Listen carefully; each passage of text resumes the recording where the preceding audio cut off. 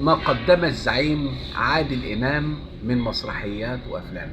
هعمل لكم 4 مشاهد للزعيم ما بين مسرحيات ومسلسلات وأفلام. عاوز تشتركوا معايا. لو عجبكم الفيديو اشتركوا معايا في القناة واعملوا لايك وشير، وعايزكم برضو تبعتوا لي في الكومنتات أحسن مشهد أنا عملته للزعيم عادل إمام. وهنبدأ بمدرسة المشاغبين.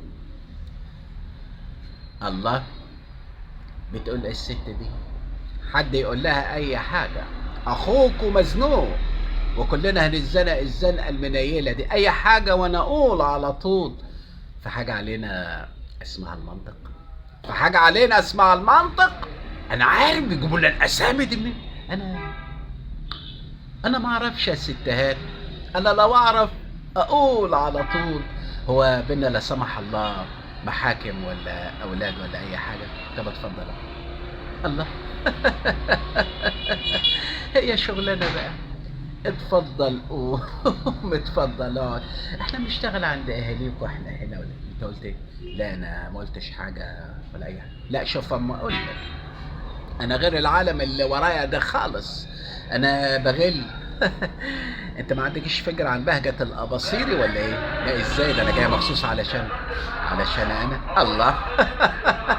ده جاي من السلطه يا جدعان. في اخوان انتوا جايبين لنا مدرسه من المذبح، واحد رقبته اتقطعت والتاني اتقسم نصين. الله، ده انا اتخرج من الثانويه على التدريب المهني يا عادل. ده المشهد الاولاني. المشهد الثاني دموع في عيون وقحة، المسلسل اللي كان بين الفنان عادل امام وصلاح أبيل. الله، ده كلام. هو يوم مش فات انا عارف. انا فارس زكريا، مال وشك مصفر وسنك بتترعش وركبك بتخبط في بعضيها، ماشيه زي العربيه القارو اللي من غيرها ماشيه من غير حمار. ده فارس زكريا شوان. انا عايز اقول لك حاجه بس ما تهرش. الله، حد قال لك اللي انا جربان ولا عندي مرض السعار الدقيق يقرب مني ياخد 21 حقنه؟ فارس زكريا شوان. مصطفى كان هنا يا شوان. الله. مصطفى كان هنا بيعمل ايه رئيس زكريا؟ بيلعب اولى ولا بينط حاجه؟ ما كانت طلعت في دماغه رئيس زكريا وقال اما العب بنتك ولا حاجه. انا ما بهزرش يا جمعه. مصطفى جاي يبلغ عنه. الله، بتقول يا رئيس زكريا مالك اتخضيت كده ليه يا جمعه؟ انت مش مره قلت لي في امكانك تحط رقبتك تحت القطر عشان خاطر مصر؟ الله. هو اي حد يقول اي كلمه في البلد دي تصدقها يا رزق؟ انت تعرف مصطفى بقى يا رزق؟ يا اخوك يا جمعه. يا رئيس زكريا انا اللي مربيه. تعرف ان يا رئيس زكريا انا اللي مربيه. انا ما عدتش فاهم اي حاجه. انا اروح لابو داوود يقول لي احنا ندبر رقبتك يا جمعه، اجي لك يا رئيس زكريا تقول لي احنا ندبر رقبتك. الله. انا رقبتي بقت مش شحططه يا جدعان. ليه كده يا مصطفى؟ ليه كده يا اخي؟ المشهد الثالث الارهاب والكباب في المجمع. انا الحكومه كلها مستنيه تحت وعايزه تعرف طلباتكم. اللي نفسه في حاجه يقول ما يتحركش، ده فرصه عمرها ما تتعوض. بس عاوزكم ما تطلبوا حاجه، اطلبوا حاجه كبيره، عشان لو طلبت حاجه صغيره هترسى على ما فيش. اتكلموا، قولوا، ما تخافوش. ايه مش عاوزين تتكلموا ليه؟ انتوا عايشين عايشه زي الفل، بتفطروا الصبح كباب، بتتعشوا كافيار، مفيش مشاكل في التعليم، في المواصلات، حياتكم كلها حلوه. اتكلموا، ما تخافوش، ده فرصه مش هتتعوض، صدقوني. اتكلموا، ما تخافوش، ده فرصه مش هتتعوض، صدقوني. ده المشهد الثالث.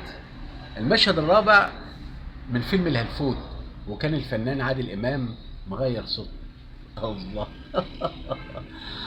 بقول لك اعصران، قال له اللي انتحرت شخصيتك وقلت اللي انا المعلم عصران.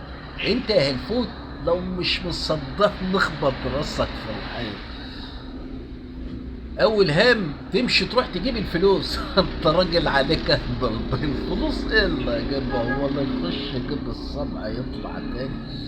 والله اديك قلم اجيبك الارض. ده انت معلم بالاونطه، عايش بالاونطه وبتاكل بالاونطه. ده انت مخمخم من جوه، ده انت شوية كراكيب عصران، ده انا لو نفخت فيك هطيرك.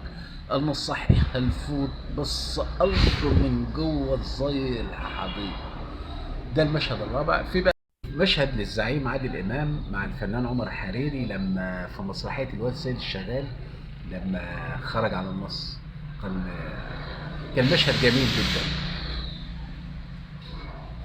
سيد، انت همضي على اطباق. اطباق ايه يا ابني؟ زي نابليون بونابرت اما مضى على الاطباق. سيد، هيجي واحد مأذون هتمضي، هيمشي هتمضي. اه، تبقى ده البطيخه. بطيخه ايه؟ انت مش بتقول لي فزوره؟ فزوره ايه يا ابني؟ على فكره، انا شفتك في الفوازير.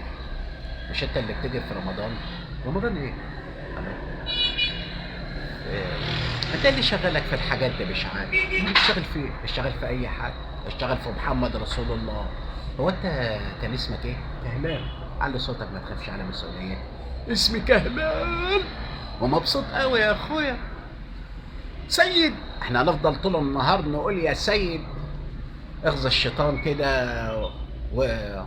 وروق كده، لا يكون حاطه اعمل لك في الشاي اي حاجه ولا بتاع. خد وقتك كده، اقرا الفاتحه كده وانا مستنيك. انتوا وراكوا حاجه؟ انا ما ورايش اي حاجه. يلا بس اقرا الفاتحه. هو انت هتقرا القران كله ولا حاجه؟ كده خلصنا مشاهد الزعيم عادل امام. ولو عجبكم بقى المشاهد، اشتركوا معايا في القناه، واعملوا له لايك وشير، وفعلوا الجرس، وكلموني في الكومنتات وشوفوا احلى مشهد انا عملته في الخمس مشاهد دول. وبشكر طبعا مخرجي الكبير الاستاذ سيد عثمان، يعني بشكره على المجهودات اللي هو بيعملها معايا. شكرا.